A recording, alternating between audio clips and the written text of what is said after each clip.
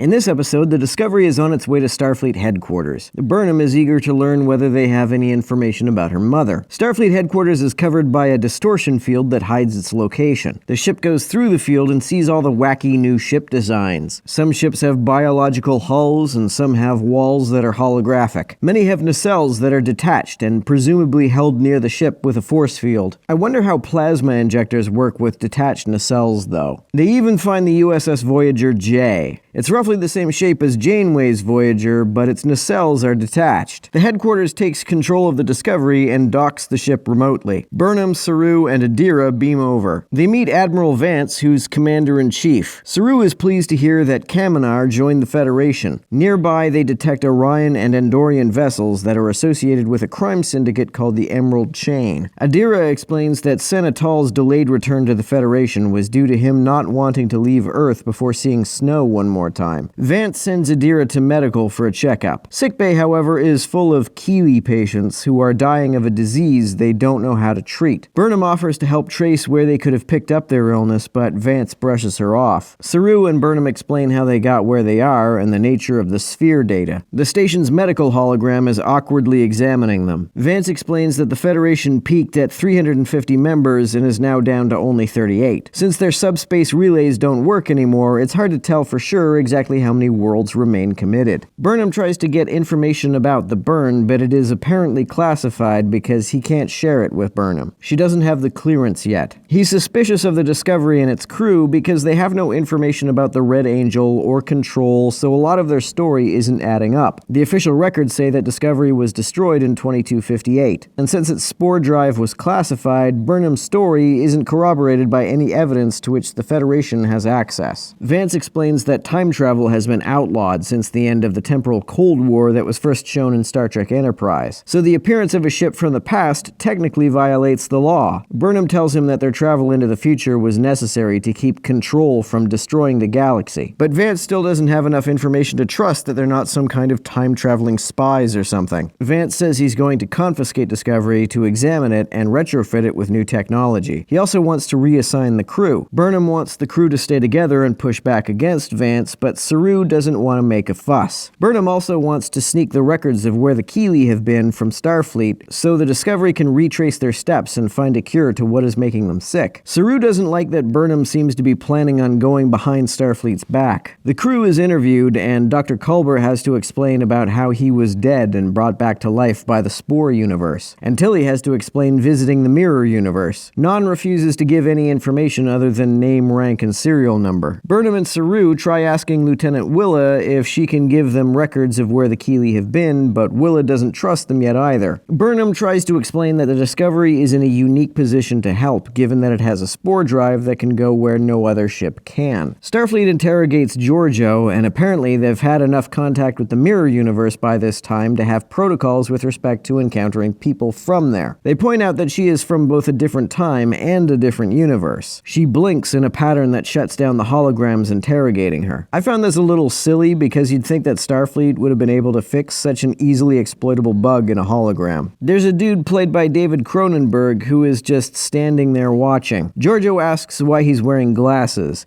He says it's because they make him look smarter, but maybe it's because he's allergic to Retinax 5. Apparently Saru and Burnham were given the information about where the Keeley had been because they inferred that the Keeley acquired their illness on a planet called Urna. They enriched toxic metals there, so they figure that maybe that's how they got sick. They must have eaten mutated food on that planet. They need to get to a seed vault ship to get a sample of the plant they ate so an antidote can be made. Vance wants to send a different crew in the Discovery, but Burnham insists it go there with its current crew. Vance agrees, but sends Lieutenant Willow with them. They jump to the coordinates of the ship that has the seeds, but it's surrounded by an ion storm. They have to pull the ship out with a tractor beam to beam over to it. Discovery is being shaken by the storm, and Detmer gets flustered by this, but they get the seed ship out. The folks in the ship are Barzon, like Commander Non, so they invite her to come along along to get the seeds they need. She's surprised to learn that Barzons joined the Federation in the 25th century. Burnham, Non, and Culber beam over to the ship, and something that looks like it's cloaked starts following them around. The guy interrogating Giorgio lets her examine his comm badge that also works as a computer and tricorder. She smashes it to look at its insides. He talks about Terran First Contact Day on April 5th, 2063, when Vulcans landed on Earth and Zephram Cochrane shot their captain and Terrans ransacked their ship. Given that Giorgio is Terran, the guy is curious as to why she is cooperating with a Starfleet crew. Giorgio asks him about the burn, and he explains that nobody really knows what happened. He also explains that the Terran Empire fell, and that the distance between the regular universe and the mirror universe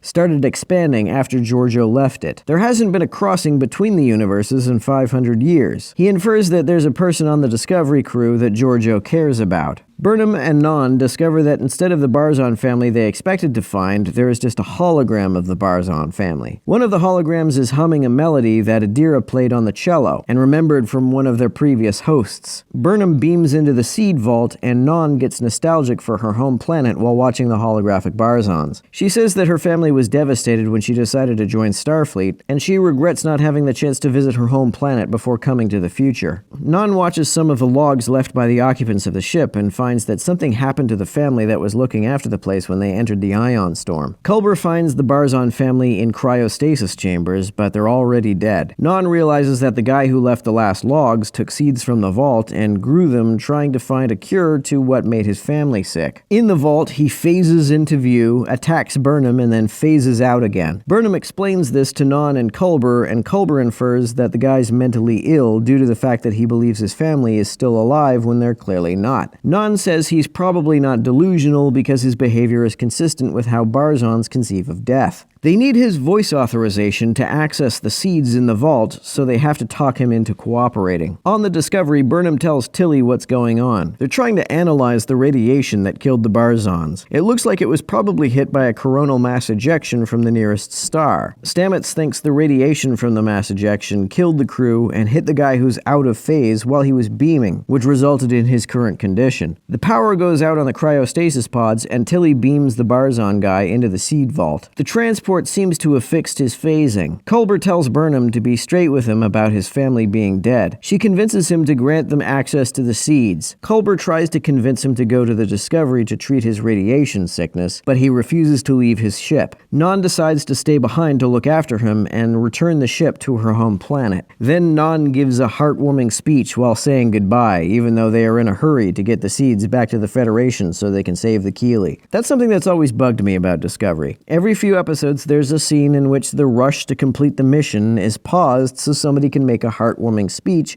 even though time is running out. Back at Federation headquarters, Saru tells Vance that the Federation is going through a kind of dark ages and that he hopes the Discovery crew can give them a grander perspective that could help move things forward again. Saru and Burnham convince Vance to not reassign the crew away from the Discovery. Vance doesn't trust Detmer, though, since she's been pretty shaken lately. Vance then explains that nobody really knows how the burn happened. Burnham commits herself to finding out exactly what happened. She also asked Lieutenant Willa about the melody that she keeps hearing, and Willa explains that everyone knows some version of it. This is weird given that cultures which are unreachable to one another seem to share it. Burnham tries to ask Giorgio about it, but she's just staring into space like she's catatonic. Burnham asks if she's okay, but Giorgio brushes off the question. Saru asks Burnham to be more tactful with the Admiral. He doesn't want him to get the impression that he doesn't have control of his crew. This was another great episode because it does a lot more world building. I liked seeing the new kinds of ship the Federation has, and I liked learning that the temporal Cold War has apparently resolved. It was cool to see the Voyager J, but I was hoping to see the Enterprise J again, although it would probably be up to the M or something by this time. My favorite thing about this episode is David Cronenberg's character. I hope we eventually learn exactly who he is and what he does. I like that he doesn't let Giorgio get under his skin, and that he seems like an expert on the mirror universe. I just didn't like the schmaltzy stuff with the Barzon family.